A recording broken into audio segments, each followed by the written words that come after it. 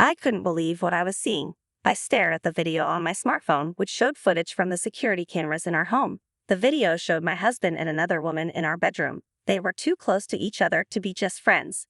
Then I heard voices. "You sure she doesn't suspect anything?" The woman asked. "Yeah, I've been doing exactly what you said. She has no idea," my husband replied, laughing. They then fell onto the bed together. I was shocked because the woman in the video was my own sister. I'm Nancy Hadley, 50 years old. My husband David is turning 55 this year, and we've been married for 20 years. We don't have any children, so it's just been the two of us. We had a comfortable life until about 10 years ago when David was diagnosed with early onset dementia. Over time, he started forgetting things like business meetings and how to do his job. He even had trouble finding his way around and remembering simple things like where he put stuff. Once he left the kettle on the stove, almost causing a fire. We went to my sister Anne, who runs a care home, for advice. David was tested at a hospital she recommended, and that's when we found out he had early onset dementia. David had to retire from work, and now we have a caregiver from Anne's facility come to our home twice a week. Nowadays, I'm the one working and supporting the family. One day, our regular caregiver, Miss Johnson, came over and Anne came with her. "How's David doing?" Anne asked, concerned. She often stops by before I leave for work because she cares for David like a brother. She always wanted a big brother, as she used to say when we were younger. My sister Anne was the most heartbroken when David was diagnosed with dementia. Even though she's busy with work, she checks in on us often, which I really appreciate. Thanks to Anne and Ms. Johnson, I can go to work knowing David is in good hands. Without my income, we'd struggle financially, so I'm very grateful to them. However, they can't help on weekends, so I take care of David by myself then. Balancing work during the week and caregiving on weekends leaves me with little time for myself. I didn't realize how tired I was until a nurse at the hospital noticed. She's known me for nearly 10 years and could tell I was exhausted. "Mrs. Hadley, it's understandable that caring for your husband is hard, but you need some rest," she said. I agree, though I felt bad asking Anne and Ms. Johnson for more help. The nurse mentioned that a new nurse who used to work at a specialized dementia hospital in New York might be able to help. When I looked where she was pointing, I couldn't believe my eyes. It was Amy, my best friend from college. We were both surprised and hugged each other, happy to reunite. Amy, who used to be active in the softball club, still looked sharp with her short haircut. "Nancy, you haven't changed at all," Amy exclaimed. "Neither have you, Amy," I replied, thrilled to see her. Amy told me she had waited for her children to grow up, divorced her husband, and returned to her hometown. She suggested we meet for coffee soon. Just then, David came out of the examination room in his wheelchair after finishing his tests. "This is my husband, David," I introduced, realizing it had been ages since our wedding. "That's right, it's been a long time," Amy replied, bending down to David's eye level in the wheelchair. "Amy, is something wrong?" I asked when she paused. "Oh, sorry," she said, then turned to David. "We met once at your wedding." "Is that so? I'm looking forward to your help." David smiled and replied. Amy seemed to look at David with a thoughtful expression. Noticing my puzzled look, she stood up and smiled. "I've taken care of many patients like your husband, so I might be able to give you some advice. Feel free to ask for help," Amy said. "Yeah, I'll definitely rely on you. Thanks, Amy," I responded. We waved goodbye, and after that, I saw Amy a few times when I went to get David's medicine or when his health got worse. Each time, Amy looked at me with concern, but I brushed it off, pretending not to notice. A few months after reuniting with Amy, David and I visited the hospital together. Just as David was called in for an examination, I heard someone call my name. "Nancy?" I turned and saw Amy looking serious. "Is something wrong, Amy?" "Your husband David just went in for his examination. Do you have a moment?" she asked. "Sure, I guess," I replied. Amy guided me to a counseling room. "Nancy, how is it taking care of David? Are you worried?" she asked. I discussed David's recent health condition and mentioned how the lack of breaks was affecting me. Amy listened carefully to my story. I thought she was just worried about me, but then she said something shocking. "Actually, Nancy," she began, "about a week before we met again, I saw Anne with a man." Amy knew Anne's face since she's my sister, but she felt like she recognized the man's face too. When Amy called out to them, Anne introduced the man as her boyfriend. It was at the hospital that Amy realized the man was David, my husband. I was surprised, and it explained the strange look on Amy's face when we met again. Amy had seen Anne and David together in town, but David didn't seem to recognize Amy at all. Amy explained that she looked different back then, with longer hair and glasses, which might be why David didn't recognize her. Amy also mentioned that something else was bothering her. She noticed that David's responses at the hospital seemed off for someone with dementia. She said his behavior reminded her of someone she had seen at a hospital where she used to work, who was pretending to have dementia. The man I saw in town was walking confidently, responding clearly. He looked perfectly healthy, Amy said. Could it have been a mistake? Maybe you misidentified him, I asked, trying to make sense of it all. I don't think so, Amy replied. You know, David has those distinctive moles under his right eye, right? The man with Anne had them too. It's kind of a unique feature. Amy apologized, realizing her comment might have been inappropriate, but it was true. David does have those moles. It seemed unlikely that someone else would have the same face and mole placement. Could it be that David has been pretending to have dementia for 10 years and is having an affair with Anne? The idea was hard to believe, but Amy wasn't one to lie. I honestly don't think this hospital is very good, Amy confessed. The doctors here aren't great, and I've heard bad rumors. Doesn't it seem odd that they have so many patients? I think you should get a proper check to see if David really has dementia. Struck by Amy's words, I went to a big store and bought a home security camera. I placed hidden cameras in the living room and bedroom to secretly record what was happening while I was at work. I set it up so I could watch on my smartphone during breaks. Sure enough, David's behavior was different from what he showed me. He wasn't lost or confused about where things were placed. He was living quite normally.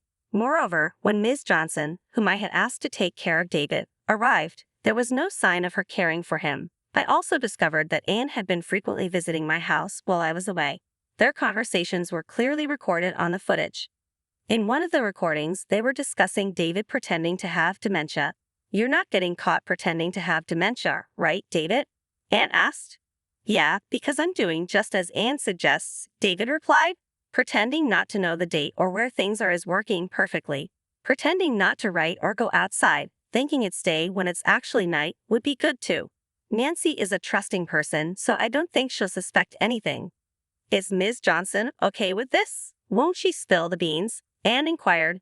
Ah, she's fine. She's a single mom with a kid, so she needs money. I've been giving her a little higher salary, and she's been keeping quiet, David answered.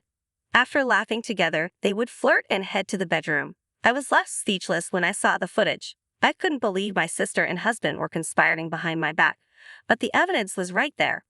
A few days later, I felt the urge to talk to Ms. Johnson, who had been taking care of David. When I contacted her, she said she would be available the following Saturday. I visited her apartment and showed her the footage. She looked resigned and apologized to me with tears in her eyes. This footage is the truth. I've been deceiving you all this time, and I'm truly sorry, Ms. Johnson confessed.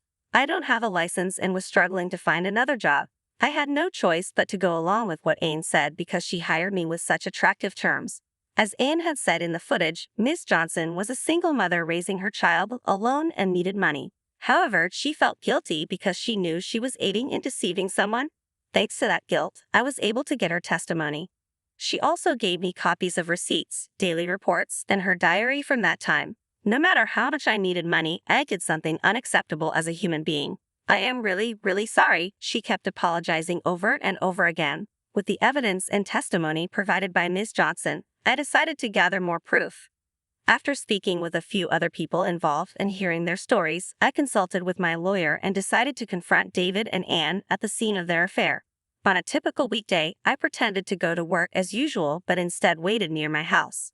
When Anne arrived, and it seemed like the right time, when they were likely getting busy, I returned home, capturing the scene.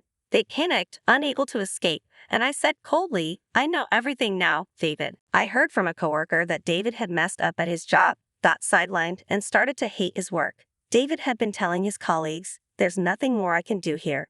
Nancy is making good money. I want to quit and live a laid-back life.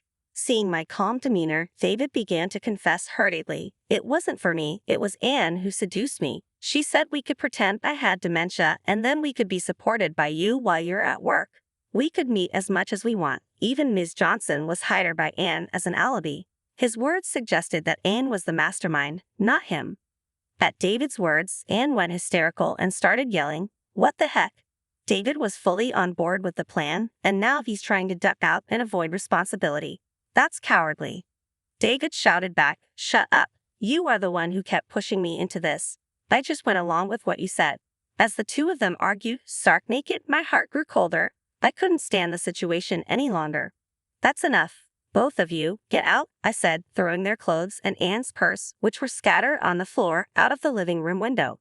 Then I shut the window. They kept banging on the window, yelling, "Open up. Let us explain." But I just closed the curtains and ignored them. When they wouldn't stop banging on the window, I sent them a message on WhatsApp saying, "Be quiet if you don't want the cops called. Leave now." Suddenly, they fell silent. For a few days afterward, they kept coming to the house and sending messages on WhatsApp, which got on my nerves. So I sold the house and moved to a weekly rental apartment.